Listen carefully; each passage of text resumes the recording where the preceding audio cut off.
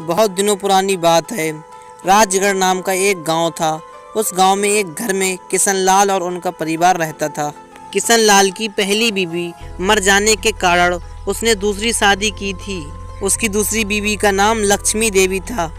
उन्हें एक लड़की और लड़का था। लड़की का नाम प्रीति था। प्रीति लक्ष्मी देवी की सौतेली लड़की थी, इसलिए वह प्रीति से नफरत करती थी।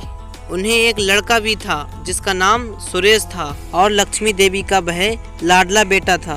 वो कुछ भी काम नहीं करता था, बस दिन काटता रहता था और सोता रहता था। पर लक्ष्मी देवी प्रीति को कोई ना कोई काम हमेशा बोलती रहती थी। कभी पानी भरने को कहती तो कभी खाना पकाने को कहती, कभी कपड़े धोने को कहती। लेकिन प्रीति हमेशा सौतेली माँ का काम बड़े ही प्यार से करती और बिना शिकायत के।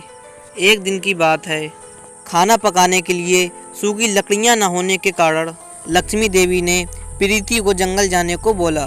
बेचारी प्रीति अकेले ही जंगल की ओर निकल पड़ी। जंगल जाते ही रास्ते में एक हिरन दिखाई दिया। वो हिरन शिकारी के जाल में फंस गया था और जाल से निकलने की कोशिश कर रहा था। प्रीति तुरंत उसके पास गई। उसने जाल को काटा और हिरन को आज़ाद कर दिया। हिरन ने कहा, शुक्रिया, भगवान तुम्हारा भला करे।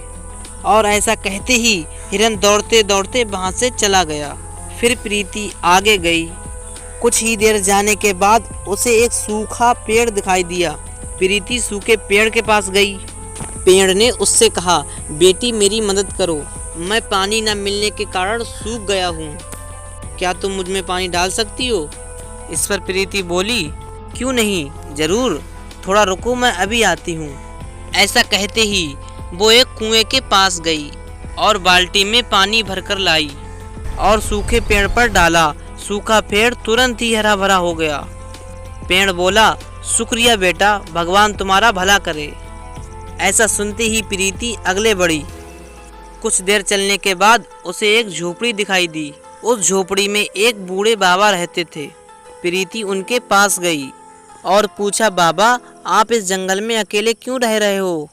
इस पर बाबा बोले, क्या करूं बेटा, मेरे तीनों बेटे मुझे संभाल नहीं सकते, सब अपनी बीवियों में मशगूल हैं, मेरी उन्हें ज़रूरत नहीं है, इसलिए मैं यहाँ आ गया हूँ।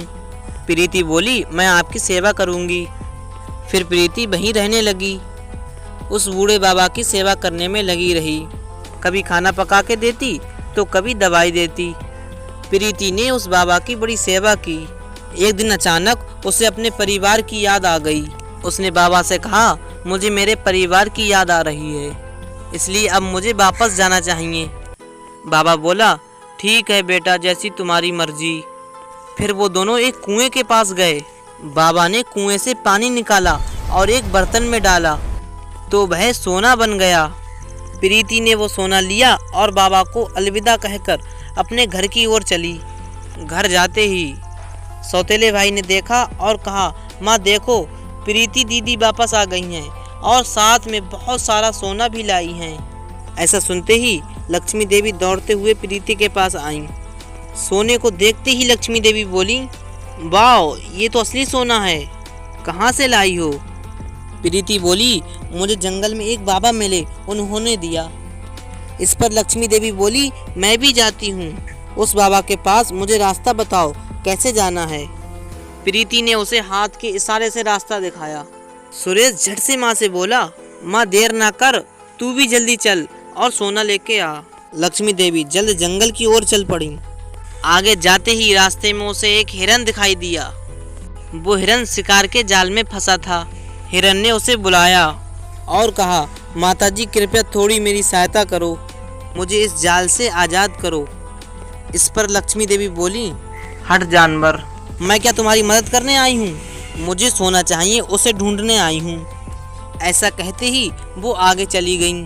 कुछ देर बाद उसे एक सूखा पेड़ दिखाई दिया। उस सूखे पेड़ ने लक्ष्मी देवी से कहा, बहना, अगर तुम मुझ में थोड़ा सा पानी डाल दो तो बहुत अच्छा होगा। इस पर लक्ष्मी देवी बोली, अब तुम्हें पानी डालकर क्या फ़ायदा, वैसे भी तुम अब सूख गए हो, कुछ काम के नहीं, मुझे सोना लेने जाना है, देर हो रही है। और लक्ष्मी देवी वहाँ से आगे बढ़ते चली गईं। कुछ देर चलने के बाद उसे झोपड़ी दिखाई दी और वो झोपड़ी के पास गई और कहा, बाबा मुझे सोना चाहिए, कहाँ मिलेगा? बाबा बोले, पहले तुम्हें मेरी सेवा करना पड़ेगी, तभी तुम्हें सोना मिलेगा। लक्ष्मी देवी बोली, मैं सेवा क्यों करूं? तुम मेरे कौन रिश्तेदार लगते हो? मुझे बस सोना चाहिए। और वो कुएं के पास जाती है और कुएं से सोना निकालने के लिए बाल्टी कुएं में डालती है, पर बाल्टी सोने के बदले पत्थर लेके आई। लक्ष्मी देवी परेशान हो जाती है। बाबा उसके पास आकर कहते हैं, जिसका मन पत्थर की तरह होता है उसे पत्थर ही मिलते हैं। तुम्हारी बेटी का मन साफ था, इसलिए उसे सोना मिला। दोस्तों, इससे क्या सीखे? जिसका दिल साफ उसको ही मंजिल मिलती है। ऐसी ही स्टोरी देखने के लिए वीडियो को लाइक एंड सब्सक्राइब करना ना भूलें।